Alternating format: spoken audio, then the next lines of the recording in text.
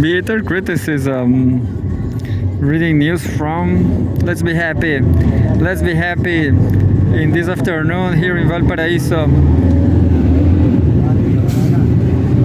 With this foggy wind, with this foggy glass, of this foggy windows glass. Anyway, top 5 from the highlights. Cgtn.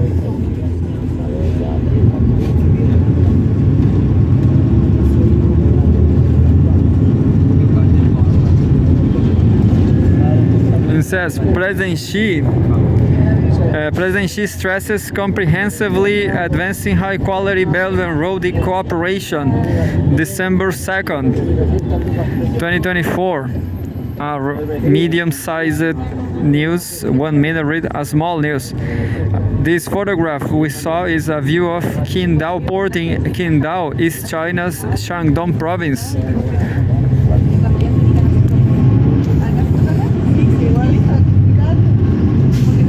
Shandong province, people, the locomotive of the galaxy. Chinese President Xi Jinping on Monday stressed comprehensively advancing high-quality cooperation under the Belt and Road Initiative (BRI). She also General Secretary of the Communist Party of China Central Committee and Chairman of the Central Military Commission made the remarks while addressing a symposium on the BRI development. It is imperative to strengthen strategic confidence, maintain strategic focus, and act courageously and with a sense of responsibility to create a bigger future for Belt and Road cooperation, she said. Since the initiative was put forward in 2013, major achievements have been made in Belt and Road cooperation, which contributed to enhancing China's friendship with participating countries and promoting their economic and social development, she said. Noting that the world has entered a new period of turbulence and change in recent years, he urged efforts to appropriately manage all types of risks and challenges and effectively address the impact of geopolitical conflicts while advancing high-quality Belt and Road cooperation.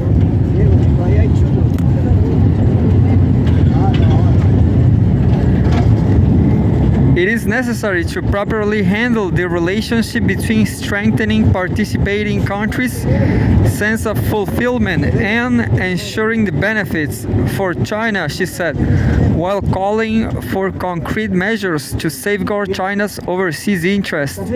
That with the sources was Xinhua News Agency. What can I say? Yeah. I just thought that I guess maybe there's no objective difference between, I guess I prefer China, of course, but some years ago, maybe 3 years or 4 years ago, there were a lot of people saying that imperialism, the American imperialism, it was just like this Belt and Road Initiative. People used to say that American imperialism, they made the logistics for the globalization. Maybe some American nationalists could keep saying that they created the Belt and Road Initiative by creating trade mechanisms, by creating trade logistics. But anyway,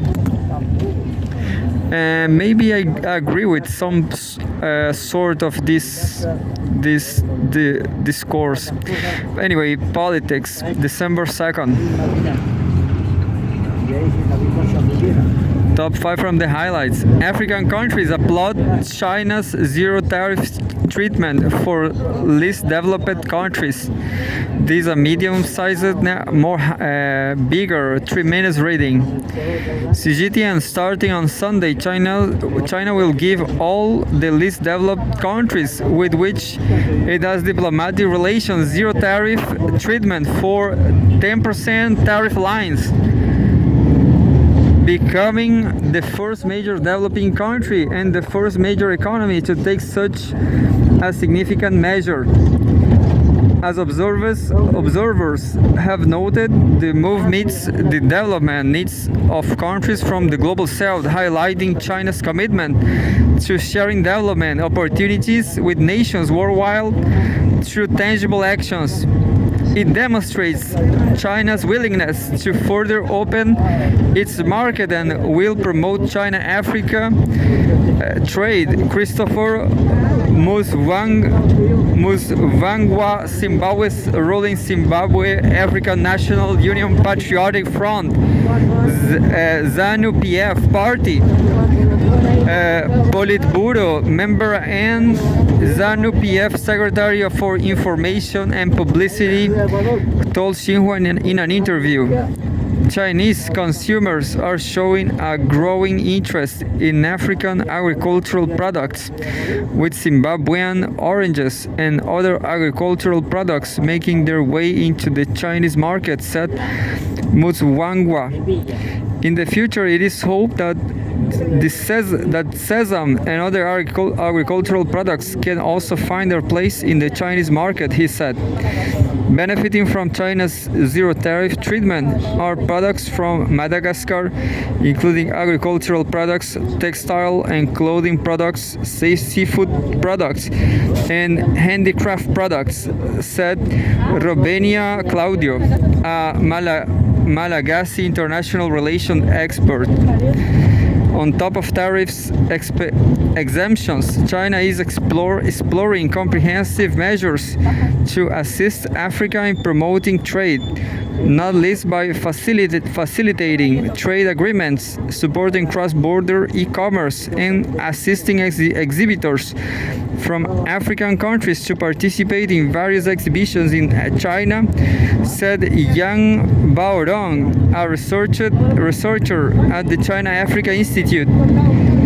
During the 7th China International Import Expo last month, China provided over 120 free booths to exhibitors from 37 least developed countries, while focusing on showcasing special agricultural products from Africa. Tanzania Future Enterprises Company Limited, which processes, packages, and sells beekeeping products, is one of the 34 Tanzanian exhibitors participating in the expo. Jackson Moponela, the company's production manager for commerce and development, said the expo paves the way for Tanzanian honey products to enter the Chinese market, an important milestone for the Tanzanian honey brand to go global with honey brand from Tanzania. China's policies such as tariffs exemptions, support for cross-border e-commerce, and platforms like the Expo provide immense growth opportunities for African businesses, he said. This year also marked the debut of Madagascar's mutton products at the Expo. Michael Anondraka, Director General of Agriculture and Livestock at Madagascar's Ministry of Agriculture and Livestock, said that China's huge market will boost production for local livestock farmers and speed up the African country's agricultural modernization. Experts have said that the zero tariff treatment for 100% tariff lines aims to promote development through trade, serving as a powerful drive for economic cooperation in the global south. quote, Africa is the continent with the largest number of least developed countries, and China's zero tariff measure aims to drive industrial cooperation, upgrading through large-scale trade, enhance China-Africa cooperation, and encourage more countries from the global south to jointly pursue modernization, Wang said. Well, they cover a view of skyscrapers in the Central Business District, CBD, in Beijing, capital of China. Sources, Xinhua News Agency. I'm going to read one or two more.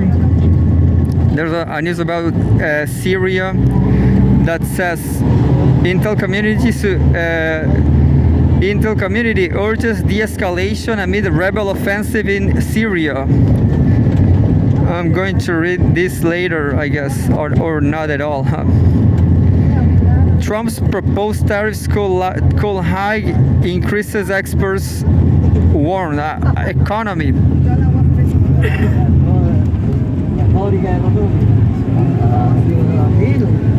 In North America, December the 2nd, Trump's proposed tariffs could hike prices, disrupt spending, experts warn. A big news, huge news, large news. A woman shops at a Target store in Chicago, the United States, November 26.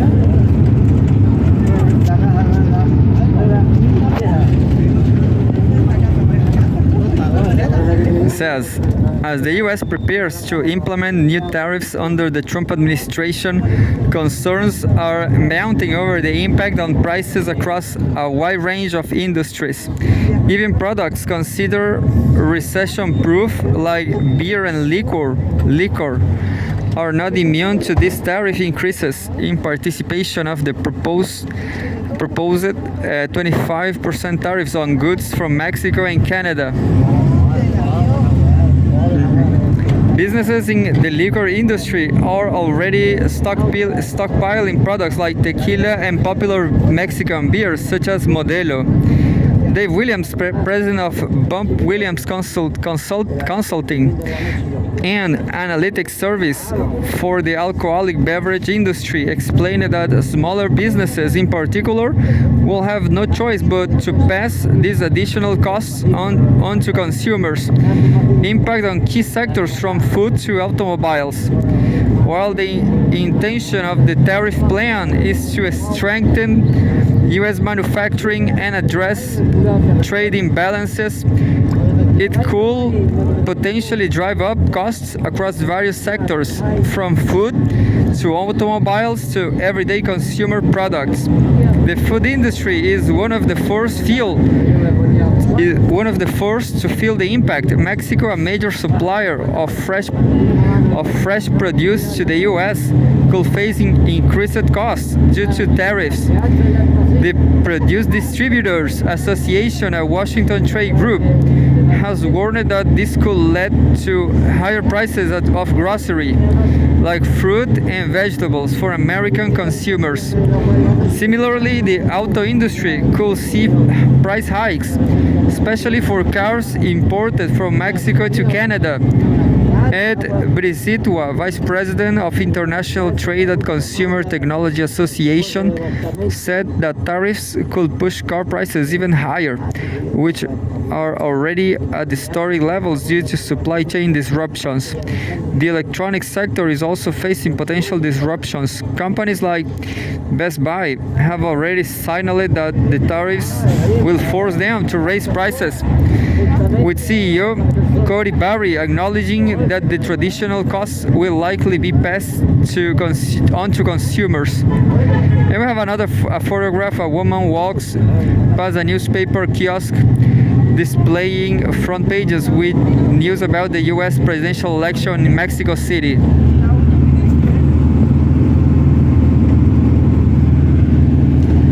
And rising costs and shifting consumer habits.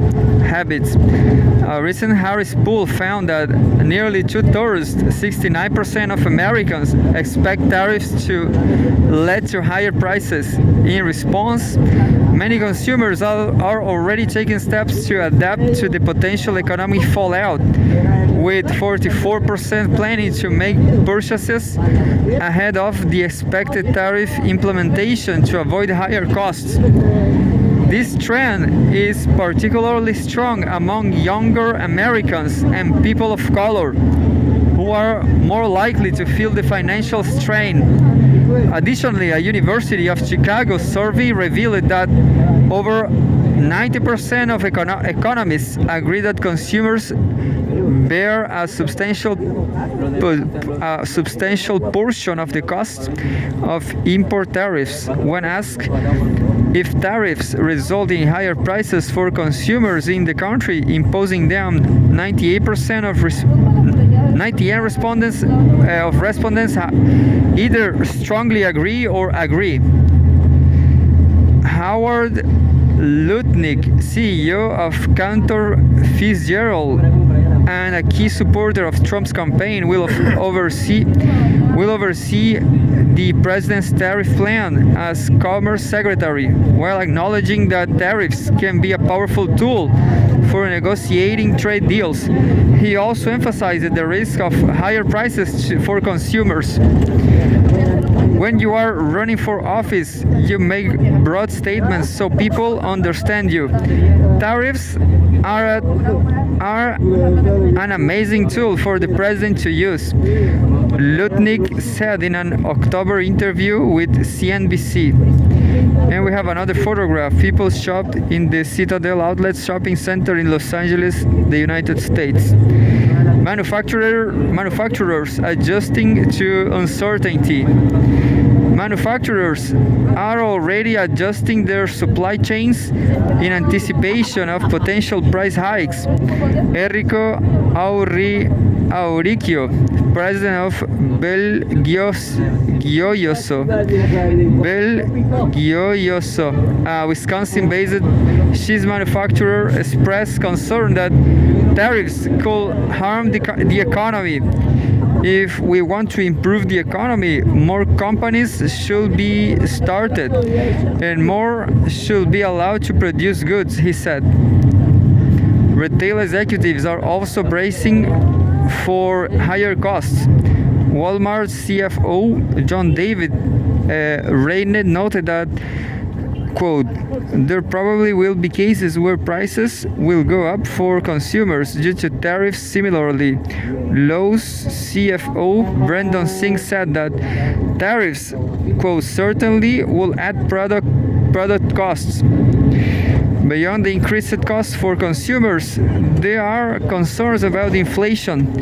Experts warn that these tariffs could exacerbate inflation, already a major concern for American families. Rob Handfield, a supply chain professor at North Carolina State University, noted that while some industries may see short-term benefits, the tariffs could disrupt the entire U.S. supply chain, especially for smaller businesses that can't absorb the added costs. The long-term economic impact could be even more significant. Mary Lovely, a senior fellow at the Patterson Institute for International Economics, cautioned that the threat of tariffs could make the U.S. an unstoppable partner in international trade in the long term. It creates an incentive to move actively outside the United States to avoid all this uncertainty, she said. And that's it. And we have the last news from about environment. COP16 to combat desertification opens in Saudi Arabia. I guess it's interesting, but I'm not going to read because I just read too much.